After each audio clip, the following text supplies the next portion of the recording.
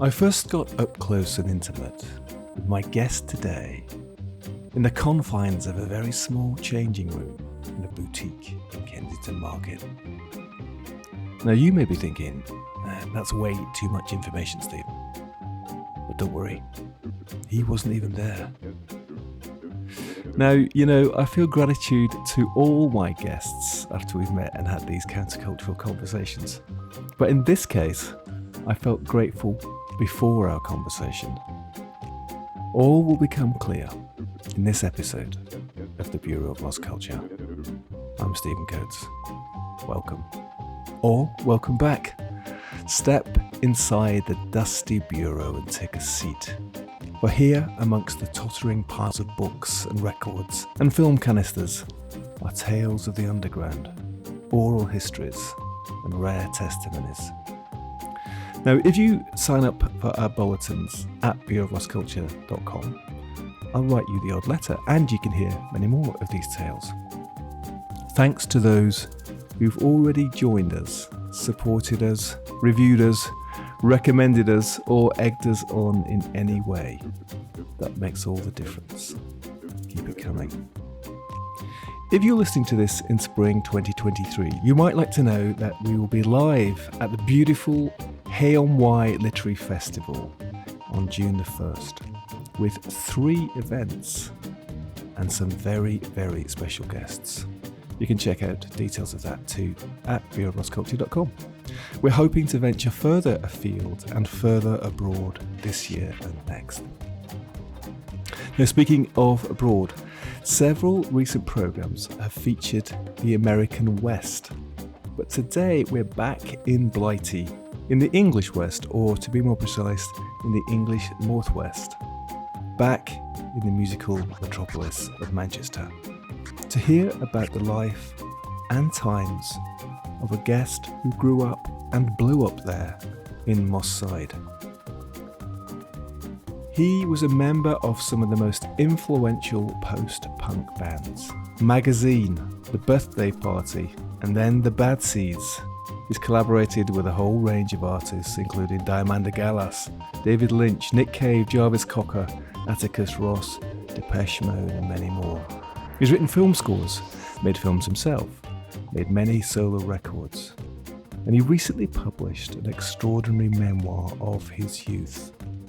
We're going to talk about some of that today, and also about Bones, about being an outsider, about Manchester in the 70s, about punk, about luck, troubles, and heroin addiction, and about the alchemical process of turning darkness into artness, and signposts and signal moments along the way to destiny.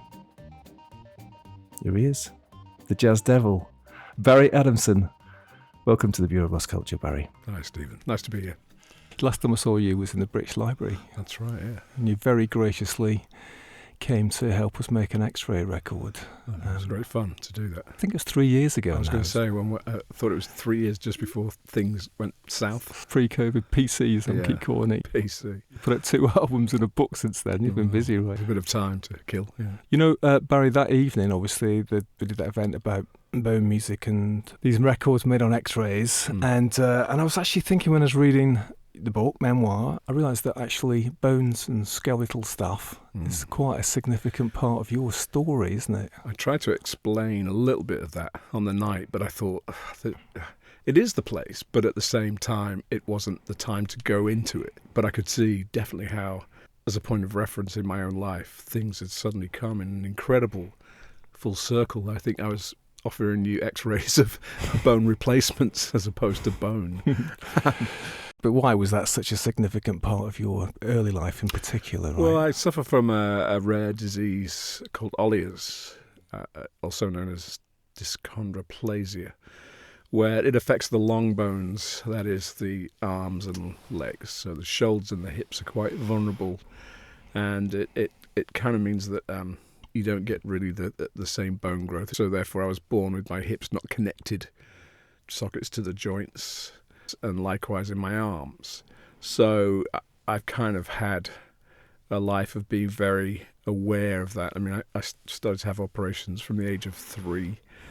Big one when I was 7 or 8, to put my hips back in, and then and then I tried to just not really think about it, and go ahead with all the things you do at school, as in join the rugby team and play football and all those things, And then I can remember at school the careers officer saying, well, from what's going on with you, you might want to look at taking a job sat down every day in an office, and I thought, well, I'm not really geared to that, because already I was kind of like, I had one eye on the arts, at school as a sort of escape, but then of course I got into more serious trouble as I got older, and the only cure, as it were, for Olliers is to have bones replaced. So that started to happen in my 30s. Just before we started, you mentioned this thing about, we're talking about, left of centre, left field, and being the outsider's outsider. That was one of the things, wasn't it, that right from an early age must have made you feel a bit like an outsider, because all the other kids are zooming around doing stuff, and you're the one in the body cast. Yeah, I kind of called myself the observer, I remember, and sort of lying around outside the front door in an oversized pram, which was the only way I could be moved around, and I did very much then start to sort of see things almost kind of through a lens in a way, and sort of gather information that way, and get a sort of different kind of sense value, I think, on what would sort of construct my particular way of seeing things as a kind of child outsider.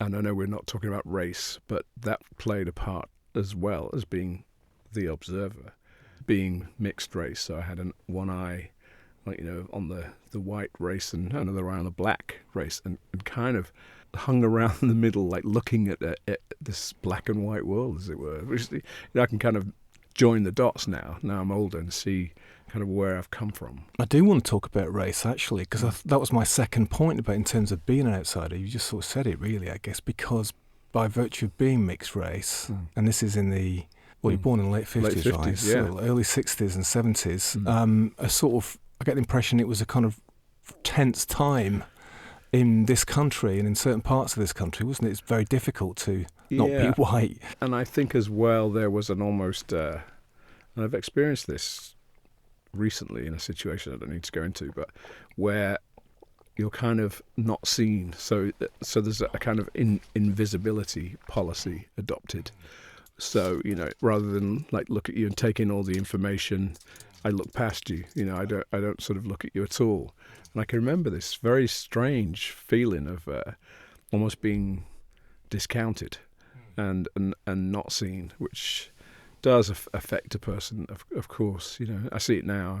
I'm just one of those glass half full kind of people a lot of the time. So I go like, well, how can I use that to get myself around, like a spy, Yeah, the invisible man. Exactly. That's the sort of passive aspect of it, though. But were you aware, or with your folks, your dad was black, your mum was white. Were you aware of it having a more active, aggressive aspect in terms of being on the receiving end? I think my skeletal makeup made it. I ain't gonna win in any sort of battle, so I better find another way. At school that came out interestingly, in interesting ways. If anyone wants to get into a fight, I could just throw in a few impersonations. This guy's really funny. The mixed race Mike Yarwood I was, For the listener to sort of set the scene, so Barry was born late 50s in Moss Side in Manchester, which is quite a tough part of Manchester, isn't it? And well, it wasn't until the 80s when it really got a bad reputation. I think at that time it was a place where there was a kind of a slight affinity between, there was a lot of Irish people there, so there was kind of affinity between black and white people, and there was a sort of, as I like to say, an open door policy. So right. You could kind of go to your mate's house, just walk in, sit at the table and get fed. That started to close down, I think, in the 80s. Violence, drugs and violence were on the rise, and a lot of like the people I knew at school were suddenly dealing. It became very much then a closed door. We're going to talk more about Manchester. Johnny Marr came in to talk about it. Actually, he's from a very Irish background, and I was fascinated because he was talking about, his parents were Irish immigrants, and they came over with a whole bunch of their family, actually. Right. So he was talked about this kind of open door policy that he kind of lived in this village almost in a way where you just wander in and out of people's houses. And but tell us about your folks. I mean, what was their story? Well, my dad ran away from home with his brother and ended up in a sort of RAF recruitment base and just jumped on a plane and came here. Said he was at 19 and he was only 17. Don't know how he did it because he must have had papers of some kind. I don't really know. So him and his brother came over. So they were in the RAF. My mum was sort of on the outskirts of Manchester. They met at a dance, and then after the war, my dad then stayed in Manchester, didn't go back, much to his own family's chagrin. But I don't really think he had much contact with them again, which I always found really, really strange. Did you have any contact with his family? Right. No, it was a no-go area. Right. It was a no-go area for a couple of reasons, actually. I mean, one of them was that he didn't want to sort of open any history there. But my mum was quite sort of dominant in the fact that should he start opening that history, he may want to go back, leaving her. Right, okay, right. So I think he purposely kind of shut it off. And there was a reason for shutting it off. They made financial demands on him a lot. Okay. And at some point he just sort of went, I can't do this anymore. And so they kind of cut him off in a way. I was just thinking in terms of being an outsider, because it's another way of being cut off, isn't it? If you're cut off from one sort of side of your ancestral line. And I've only been to Jamaica once, and I felt very uncomfortable most of the time. Whereas my kids were going, this is fantastic. Running around, jumping in every bit of water they could find, and I'm just sat there going with a sort of strange expression of what the hell's happening? So, and that was the lack of connection, I think it was. You paint these pictures of your childhood in Manchester in the book, the memoir, Up Above the City, Down Beneath the Stars, and you do it through this sort of newsreel style, which makes sense in terms of you feeling like the observer, reporting in a way on your own life. Yeah, exactly. And I know you said before that you had to do a bit of archival digging as well, sort of research to establish the facts and stuff. But how did that feel, sort of going back through those early times and bringing it all to life again? I think you commit yourself, as it were, and I decided very early on to commit myself to the whole truth and nothing but the truth. So help me God, which was quite unnerving, and but you get kind of help along the way. It's really strange, because you think, I'm not going to remember, So I kind of started like I would do with any art project, basically kind of sit down and make a list of things that I want from it, start putting in years and dates and my age against the date and what could I remember there. So little snippets. Once you've kind of got this manifesto type framework, the thing starts to open up, And I can remember about 2 months in, I was like, what am I doing? This is madness. Why am I doing this? Madness as in it's pushing you towards madness in some way? Just going in and pulling this stuff up, And then I got this call from an old friend of mine. Used to be a sound engineer around the time of the Bad Seeds. She was one of the first female live sound engineers at the time. I said to her, what are you up to? She says, I'm writing a memoir. She says, I've been writing it for a long time. But I told her I was at this 2-month stage that seemed pretty crucial of do or die kind of thing. And she went, so I imagine that you're sort of lying behind the sofa in a fetal position? And I went, exactly. She went, well, okay, that's done now. You can get up and start writing again. And I was like, that's it. And I did it. And it was like that. It was a very strange threshold that I had to cross. That she recognised that stage from her own insights. Memoir is an interesting word, isn't it? Because compared with autobiography, isn't it? Yeah. Because it's much more kind of resonant for a start, isn't it? But obviously because it's much more of memory. Yeah, and also I was going for more just this like a spy thriller, sort of like a David Peace novel or something like that, or novelesque at least. You're setting out to investigate. Yeah. So I'm the character. Felt like that film Angel Heart was a good guide. Yeah. I remember going to see that with about 10 people, and really blowing it about halfway through, and I'm just going, oh, it's him. Everyone went, what? So so I kind of got that as a story, and then subsequent things I've worked on all seem to have elements of that, like particularly like with David Lynch and these kind of projects that investigate this internal external state, the artist in sort of flow or whatever. When you said that you felt like going mad, because there are some shocking, let's put it that way, sort of revelations in the book. Was it that like you were remembering things, re-examining things and sort of having realizations about them which were like, oh, I've investigated them and I know them on a deep level. I almost became a screenwriter then and thought, okay, this is what's going to happen to the character. How do I set it up using the facts?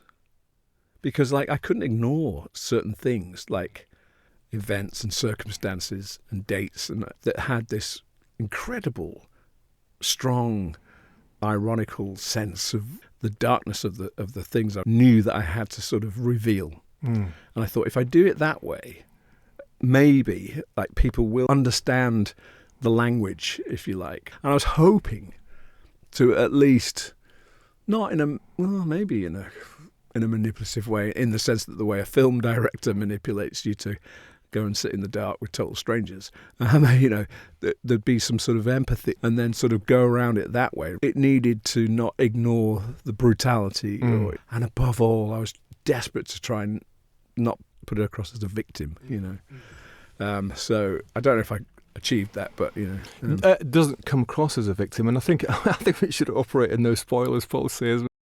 To read some of those things which are shocking in context as well, it makes more sense. Actually, And listen, by the way, listeners, it's a great read. It's not a misery memoir. Yeah, exactly. Yeah, it's true. That I was aware of that. A misery memoir. I've got to stay away from that. Just I extracted this phrase, and it was.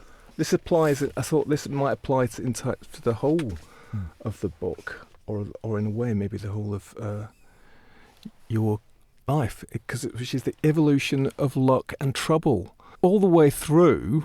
You talk about luck a lot, being in the right place, the right time, the right time, and then also trouble. These troubles that happen to you. Evolution of luck and trouble. I think you've nailed something there, because that seemed to go hand in hand. It's not just like fortuitous and like, wow, look at that. I'm 18 and I've joined a band that's going to be like heralded as one of the great post-punk bands, and then another one. Oh, and then on the way out, I might play with Iggy Pop. Oh, and then at the same time, I'm sort of running into brick walls and sort of sliding down them for everyone to see.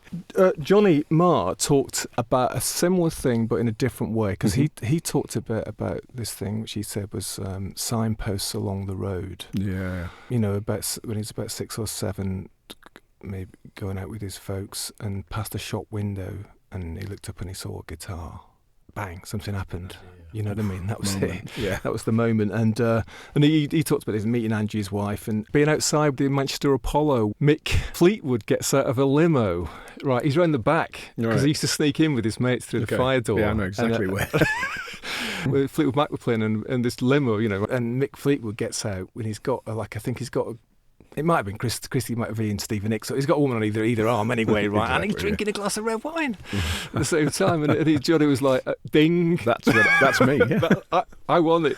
Whatever it is, I want it, But I was going to ask you really about that, because whether it's luck or fate, these things that happen along the way and these moments of choices as well, because you're presented with something.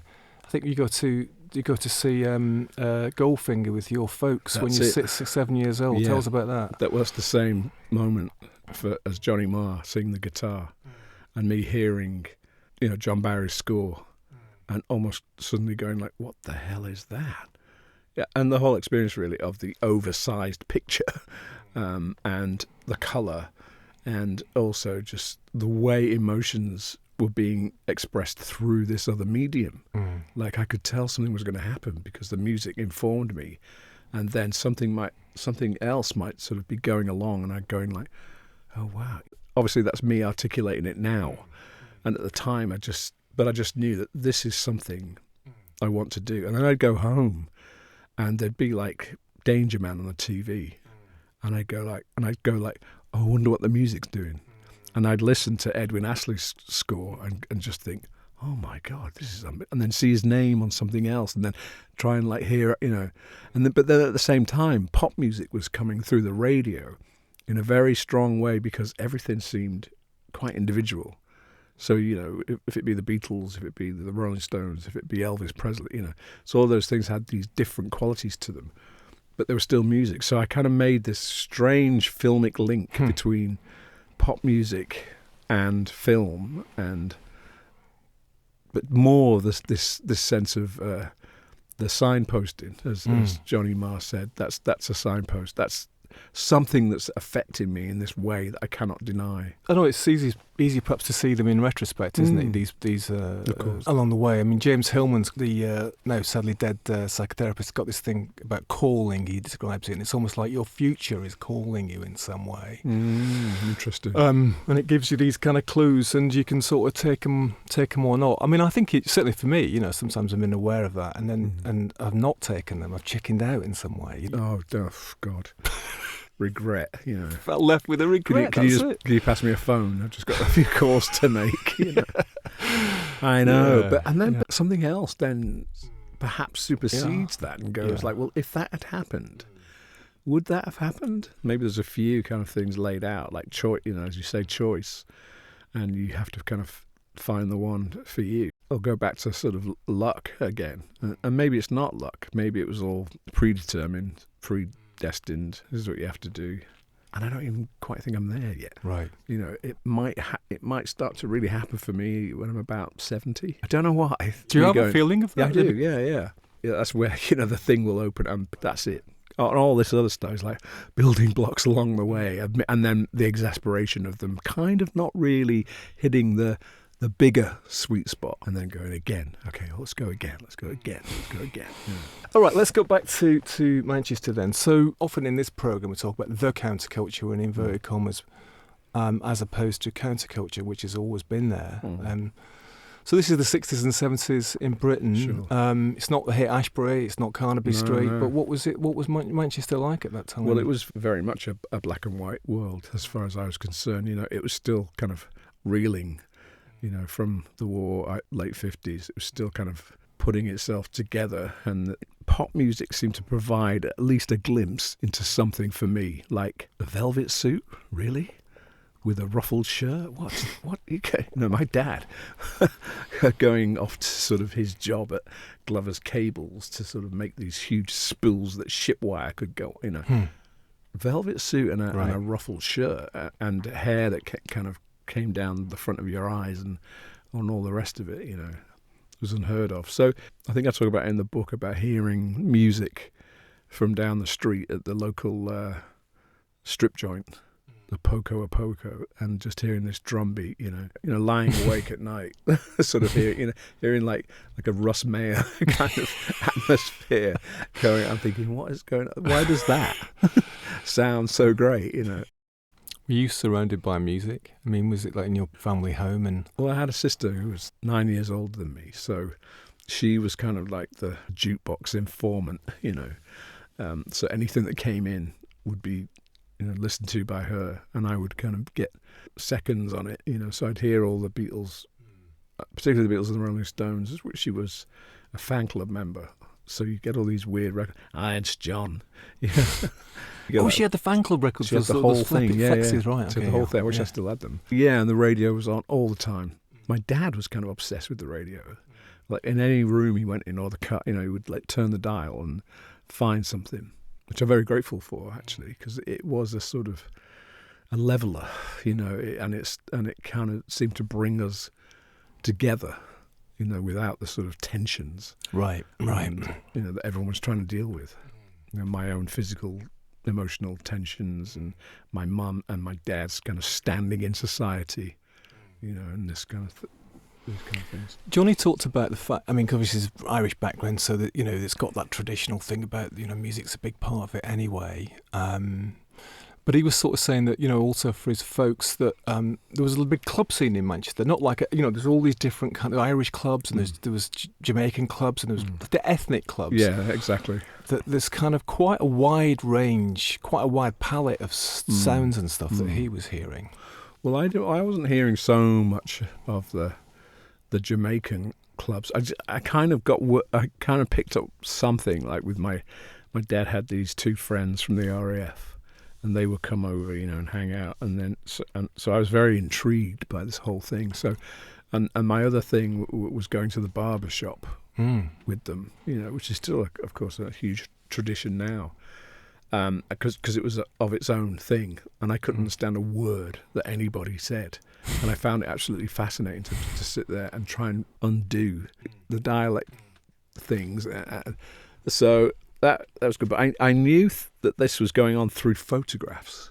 Right. I would see photographs of these club scenes, like with my mum and my dad, with other Jamaicans, and if I want other Jamaicans and other white women. Right. So it was almost like this really kind of another sub scene, of them finding a safe place to hang out. That must have been very strange then in 1962-63. All the tensions, I'm sure, there too, but it did seem quite a very cosmopolitan and quite open place, actually. I think that's why they probably chose to stay there. Right. And then all the music that came out of that subsequently.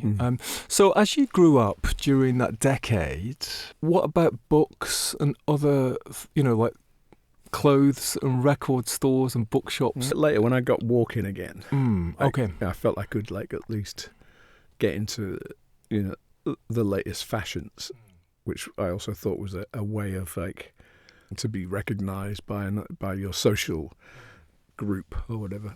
So definitely, and I youth clubs where music was played on a Friday night, and you learnt kind of certain moves, and then of course puberty hits, and you dancing, mating thing, and falling clumsily, and all these sort of things. So I didn't really feel that I needed to look elsewhere than what was happening. And also you got, pop music at that time. Like every record was different and could have come from a different culture, or there wasn't a particular sound. In the 60s and 70s, the Hollies and the Bee Gees and PJ Proby had, moved into town for a while, and 10cc. Yeah, and you're sort of going like, yeah, we've got it.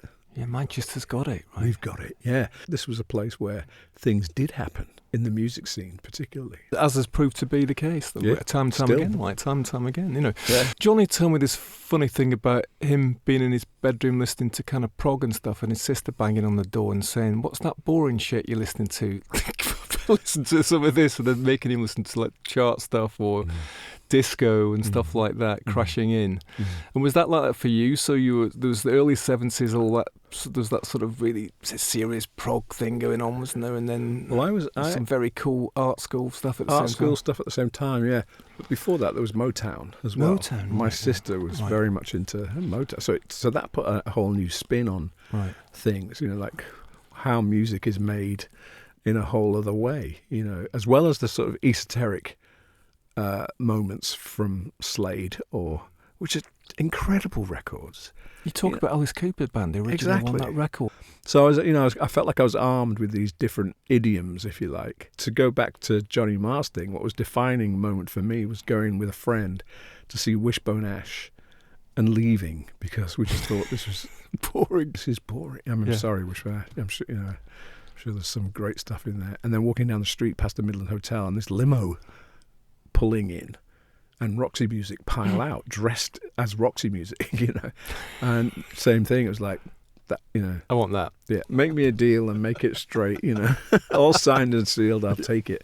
That was almost like something in the mainstream that was really quite outside of everything, because the glam was kind of pushing the doors open, I suppose, on outsider things already. What Bowie and Roxy Music were doing, and people who were copying or aping that. I've had this feeling that There are some artists that are countercultural, right? And it's nothing to do with whether they're successful or not. I mean, I was thinking, is it, Stephen, just because you think they're cool, that's why, are you just substituting countercultural for cool? You're countercultural, I think. Radiohead seem to me countercultural, even they're massively successful. I'm not a massive fan, by the way. I know what you mean. There's something about it. Yep. I suppose early Roxy and Bowie seemed countercultural. Exactly. Including the Pop Pop's appearances. Yeah.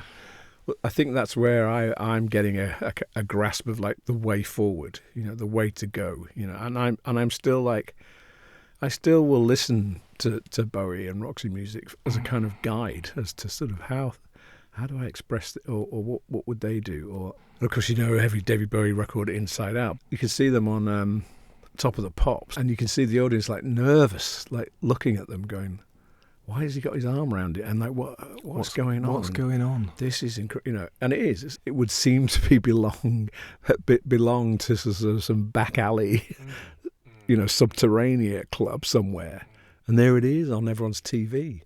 And I looked for things like that all the time, like Joy Division on after the 6 o'clock news. Tony Wilson, bless him, put them on TV after the 6 o'clock news. My mum and dad, you could hear the knives and forks drop on the tray on their knees. While I'm just going like, this is one of the greatest things I've ever seen. Transmission. I just thought this is Tony Wilson. You have to take your hat off to that guy, right? Totally. I'm sure lots of people know who Tony Wilson was, but I mean, he was a Granada Reports TV anchor, wasn't he? Yeah, I mean, right. in his day job sort of thing. I mean, he was doing all the other stuff in the background. And he was pushing bands like Joy Division. So all that stuff's going on, and at the same time, and then things progress a bit. Then seeing every band that comes through town, and then Tuesday night, who's on tonight? Oh, William Burroughs. Oh, okay. So you go along and listen to William Burroughs reading, and it all starts to make sense. This idea of like something outside of the mainstream that's been going on for centuries, Right. And there's something appealing there. There's something about that says to me, no matter who you are, you don't have to fit in here. You can express yourself in a whole other way, and then of course punk comes along for me, right time, right age, 17, 18, that comes along and seals the deal of like, putting 2 fingers up to the establishment and all the rest of it. Just before we step onto that, you mentioned Burroughs then, and you've said that I think when you're in the bad seats that all of you were always, you always had a book under your arm. Yeah. All of you, maybe something else in the other hand, but you had a book in one hand. Did books become important for you then as a teenager? Yeah, I think the idea was to sort of digest as much countercultural information, I suppose, and knowledge as you could, everything from Nietzsche to Raymond Chandler, everything, anything. I gravitated. J.G. Ballard and Hubert Selby Jr. was a favourite. I kind of missed those days. I keep telling myself, I'll buy a book and I'll get like, do you know what I mean? I get a quarter of the way in and then that's it. And I'm like going, what are you doing? You've got all these books to finish. Whereas then I should just go devour them. Yeah. I'm sure you're the same, Partly for me, I think it's that for a while I sort of ruined myself by grazing for information on the internet so much that I lost the habit of reading, continuity of concentration to kind of keep going beyond the first chapter. I've been trying to school myself over the last couple of years back into it. Okay. I've been reading fiction again for the first time in years. And I think I'm going to make a firm commitment to pick up those books again. Yeah, I've been reading Borges, because they're short stories, so it's actually a bit... I thought maybe to start there, yeah. I mean, I have read a couple of things, and they have been of a short story nature as well, but to get into the novel would be ideal. Yeah, absolutely, yeah. So books have become important for you, and along with all this musical stuff, we're heading towards punk, and I suppose in terms of counterculture and Manchester and punk, not only do you join magazine, and it is your life, and you're part of the life of that band, and you say right place, right time, it seems to me, looking at it from a distance, is that punk was in the right place at the right time, wasn't it? Because it sort of landed, it pricked the pomposity of some of that Wishbone-Ash sort of world, which was going on before. You've got an post-industrial town like Manchester, which is quite tough times in the 70s, as the rest of the country wasn't it? You know what I mean? Something needed to change somehow. You've got all that youthful energy.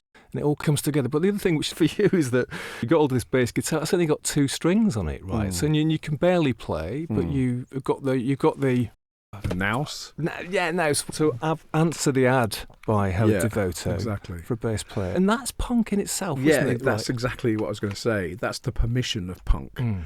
I don't think in another day and age I could have done that. Right. But the fact that you've gone to a bar and seen the people who are playing sat next to you at the bar, and then walk up on the stage and pick up like what would seem to be dilapidated instruments and just play them incredibly, and then just like make this noise.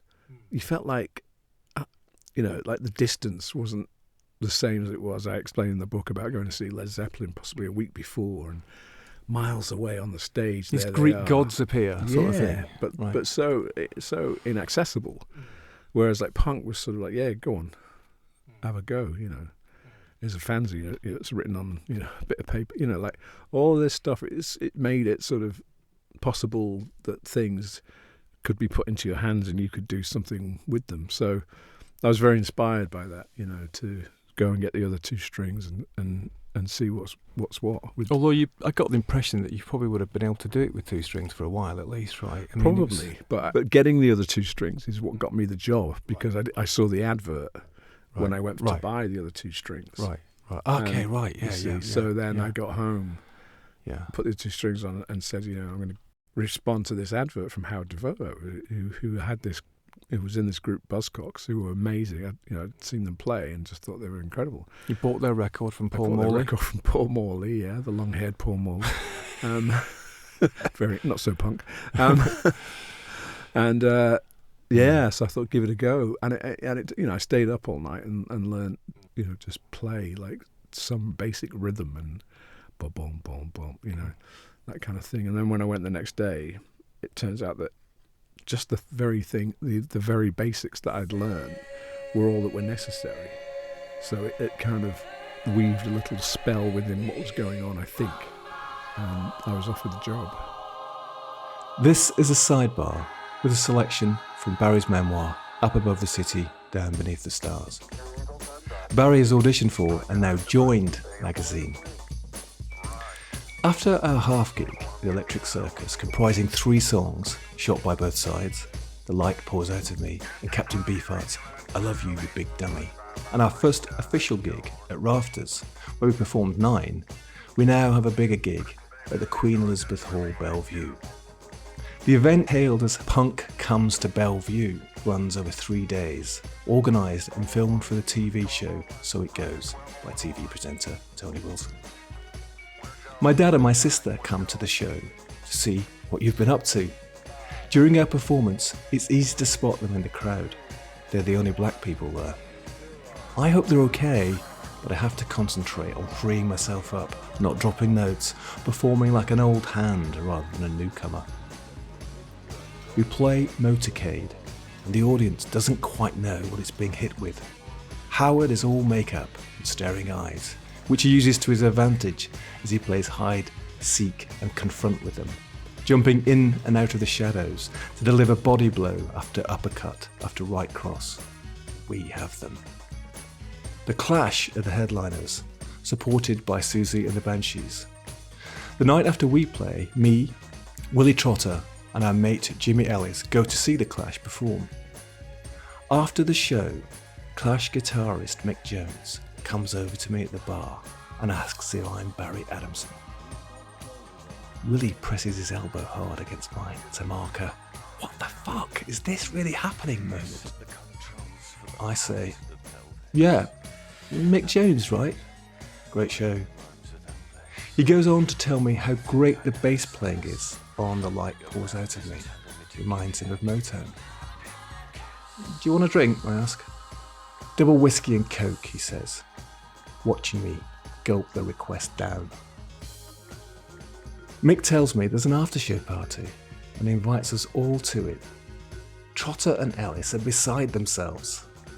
I just act as though this is my life now, so we'd all better get used to it. At the same time, I'm thinking exactly the same way they are. It's Mick Jones from The Clash. He said my bass playing was great. He had me for a double whiskey. It cost me a fortune. The scene was like, it was great because you walked around and kind of there was a lot of like recognition and nodding between people. And you didn't really distinguish yourself between, like, oh, well, I'm in this band and I'm doing this. You're just one of the many people that were there. And then you go, oh, there's Ian from Joy Division. There's another Ian from Echo and the Bunnymen. It felt like in this gang.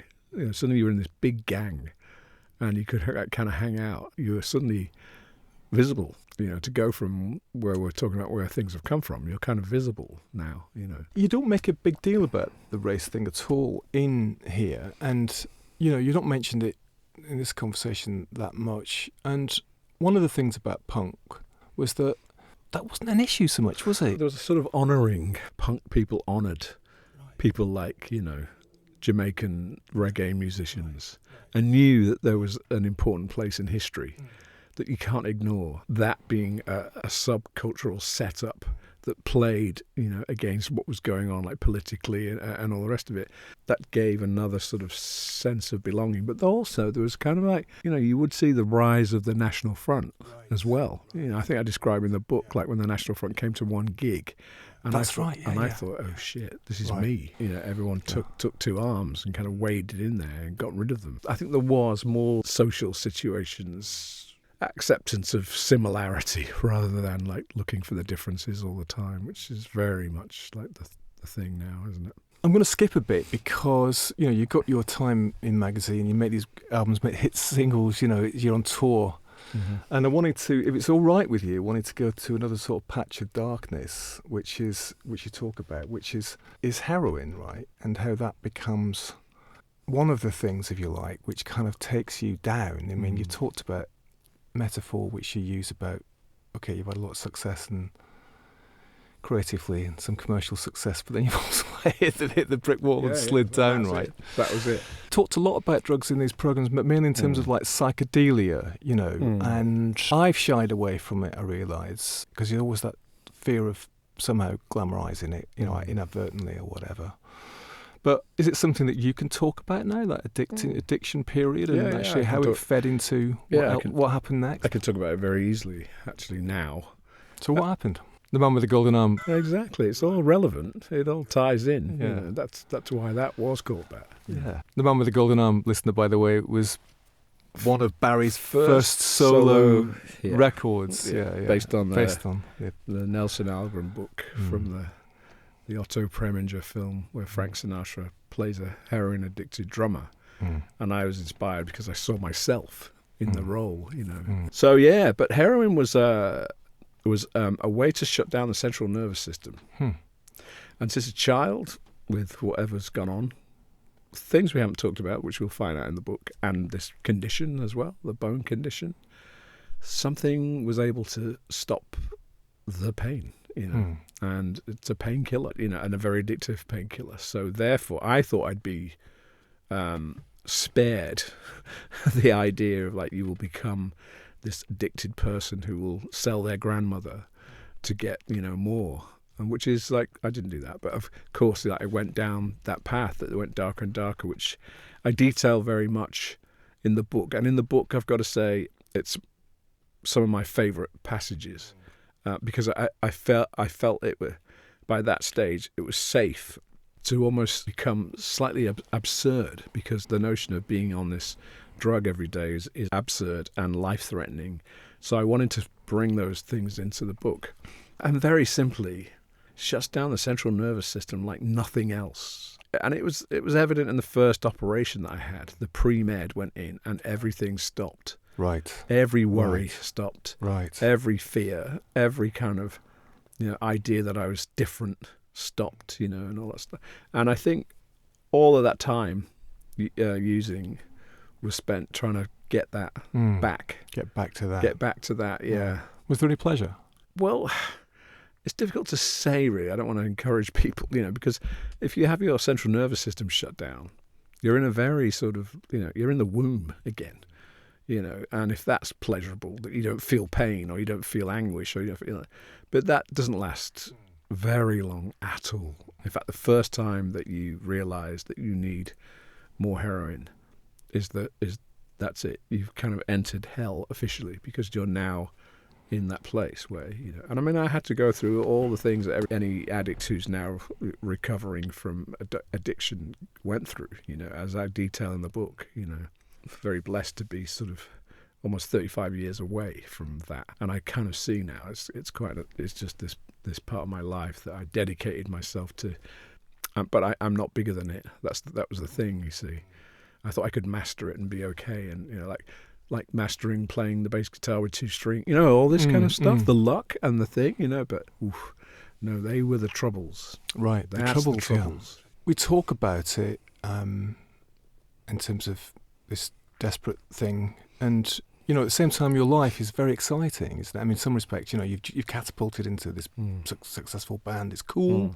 You're doing all the stuff which many young men, aspire to, not footballers, want to be rock stars, and you're sort of there. So it's interesting that it came out at the same time, isn't it, in a way? The self-destruction. Yeah, you're getting what you could only dream of, and then you've got to immediately sort of try and get rid of it. Addiction's known as a sort of thing that's like baffling and powerful, because, at the same time that's going on, become its own voice and its own kind of guide. It's like, if you keep me sweet, I'll keep you sweet. It's like you're almost in sort of lead with this thing, that's going on. And the only thing that I've heard said, thinks it can kill you and live on. So you kind of go, oh, don't worry, it's going to be fine. You're in there so much, and you're still kind of like having to deal with. For me, it might be, stuff that happened as a child, but not really real, not putting that together. That I'm trying to like keep myself away from actually feeling that. Really feeling it on a deep level and grieving it. Here is another sidebar with another selection from Barry's memoir, Up Above the City, Down Beneath the Stars. Barry, now a member of the Bad Seeds, has come off tour to find that Caitlin, his partner, and his child have left. I decide I'll get clean. I can come off the gear at my mum's. I've done it before. That time I stayed at Rosebery Street with Will. I actually managed to stay clean for weeks. The laughter returned. We named the cats in the alleyway Bird, Monk, Train, Miles and Dizzy because they were so fucking cool. We'd put on Giant Steps by John Coltrane and get all of it. Every note. We'd follow Paul Chambers' bass lines as he walked all over town while Coltrane weaved in and out of his complex chord progressions. Eric Random and Lynn Walton, who lived with us then, would kick and scream for each other's love. The dinner she made would slide down the wall, and she'd go mad on the stairs, calling his name over and over. Me and Will would just be pissing ourselves, passing a joint around before cracking up again. The sound filters away until all I can hear is a deafening silence and a clock ticking. I wonder if anyone's up yet. I've forgiven Pinkerton since that episode with the gas, the electricals and everything else. I did get on a train to London to buy a gun to kill her with, but bottled it when I realised what the fuck I was getting myself into. What about that hippie guy? Or the biker, what's he called? Or that guy in the Crescents with the kid? I better get out and pick up some smack, as I don't want to get sick while I'm hanging out. But no, not again. No fucking way. My mum has suggested I come home and let go of the house, even though it's tiny. She said there's no point rattling around in there all day and all night. I could get clean, there this time. I feel energised now with some sense of purpose. The vulture is engrossed in a copy of the William S. Burroughs novel Junkie, while singing the magazine song My Tulpa. I suspect you ain't so sweet as the lust I'm concealing. My skin wants to crawl back home to Ma. I've lost my way in my feelings. You know what your problem is, says the vulture as I roll my eyes. Ah, not this again, I deflect, as though it might trip him up. Soft as shit you are. Always have been, always will be. Soft as fucking shit. He tosses the book aside. Soft in the head and soft in the belly, he spits. Even your bones are soft. I mean, they're mainly cartilage, right? I looked down at my legs. Caitlin was onto something when she told you to man up. I mean, look at you, a bloody gutless wonder. I grab my keys and wonder what Nick and the rest are doing. Maybe I should call Mick and find out. The tour's soon, I know.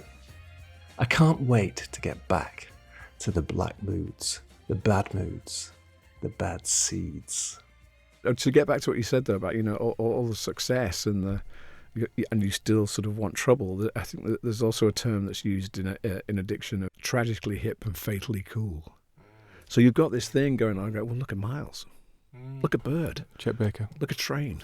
Look at, and so you think, oh yeah, and maybe I could be like that, Maybe I could find this sort of place of expression within art. I think, so there's all that going on as well. The romantic sort of dream exactly, of it in some way. Yeah. Do you think that anything good came of it? I recently interviewed Peter Coyote, the American actor, but he's also a big figure in the counterculture. Yeah. And he was a heroin addict for about 6-7 years in the early 70s. Yeah. And he'd gone from being this person who was like extreme, social activist, very ideologically motivated, into counterculturally speaking. He founded the Diggers, which were all about everything, making everything free and stuff. Ended up living in a commune, addicted to heroin for 7 years. And he has this moment, parallel in some ways to your moment, where he drops his daughter off at her mum's. They're separated. He meets up with a friend, goes to his apartment, and they get high. Falls asleep at the table, like a table like this. Wakes up in the morning, his friend's dead. And he's like, well, that could have been me. We took the same stuff. Yeah. How did that happen? If it had been me, my daughter would have been with a crazy mum or living in care, right? So it was like, that was his moment, and you had your sort of in the lose moment, didn't you? And I came back out of a rehab and thought and I could tell coming back from that rehab, it wasn't gone, and I was terrified. I was like, why isn't it gone? It's not gone. I feel the walls closing in. I went to sleep and didn't really sleep, kind of lay there with my eyes open and got up at sort of dawn and went to the supermarket for some Tennent's Extra. I thought that will quell things, and of course it didn't, and there was a bunch of like homeless people there, and they were like looking at me going, and one of them actually said, what's wrong with you? And there I was in some sort of Prada shirt or something like that, thinking, what are you talking about? And as the day progressed, I went from bar to bar to bar, and then bumped into this guy I knew. And we went and sort of got some heroin, came back to where we were, which was Chelsea at World's End, where there was a public toilet. Went in the public toilet, boom. And I was just like, God, I've had too much, And then this voice in my head just went, actually, you've not had enough. Such is addiction. The guide, as I call it in the book, the vulture. The vulture steps in.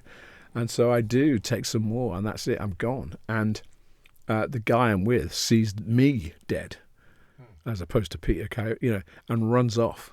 Runs off because he doesn't want to be around a dead junkie. Exactly. So the guy who's manning the place, looks around and goes, "Oh, that's it then," and closes up, goes home. On the way home, looks for the time and realizes, oh shit, he's left his watch.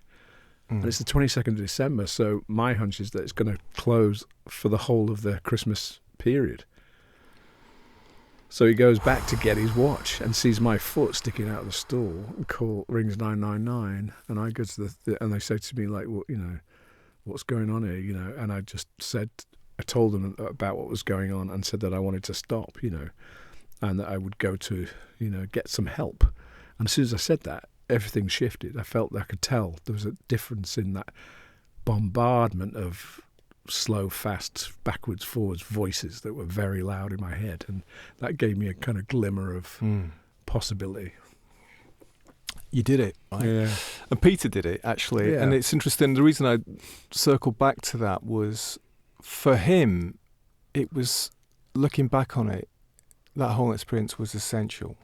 Not like, there was lots he regretted about it, maybe the way he treated people and stuff like that. Yeah. But in the context of his life, he's 81, he saw it as something which made him who he later became, right? And I was talking earlier about with you this evolution of luck and troubles. Yeah. And you also talked about how you used art, creativity. Yeah. I think you used this interesting phrase to massage trouble. Yeah. So you've had the darkness and stuff like that, and then making music mainly, but also you make film, you've written a book now, you've done other stuff. Yeah. There's been a sort of way of massaging that, and then I think you use this very nice phrase about is that if it's good enough, then you can give it out as well. Yeah. So I just Yeah. thought we could talk a bit about that. Is there anything positive that came out of that whole heroin experience? Well, I think there's part of that, knowing who you are and knowing your limitations. Very sort of fixated about the human condition and what the human condition withstands and goes through. It's funny, going back to signposts, there is a thing in the book I talk about, like being a child and getting these encyclopedias called the Book of Life. And there's a picture of what you'd call a heroin addict who sat sort of on this toilet doing the act. And I saw that and I kind of recognized myself. And I was only like 9, and I'm thinking, well, how did I recognize myself there? So, I've had friends who kind of claim to be sort of, very clairvoyant, and they go like, yeah, don't worry, things are going to happen to you very late in life. Very late in life. And I'm going, well, quite a lot's happened already. They go, no, but you know what I'm talking about. I go, yeah, I kind of do. Would I change something? Possibly, but for me, I don't know how necessary it was. Mind you, I'm not 81 yet, but I might have that one day. I might go, oh my God, without that, I wouldn't know about that. And I feel like in the last 30 odd years, what I've really learned that I never had a hold on in my whole life was compassion and empathy for others and what they're going through. That's my outsider thing. It's almost like you don't know how it is for me, but now I know how it is for all of us. And I can still take a standing on art, and I can still take a standing on what affects me and what I like and what I love about it. That doesn't change, but it just feel like maybe it was needed to make me into the person I am now. I don't know. Yeah. We talked a bit about signals along the road, and I thought I've got to mention this because I've mentioned it before in one of these programs when I was interviewing Lloyd Johnson, the Outfitters. Oh, yeah.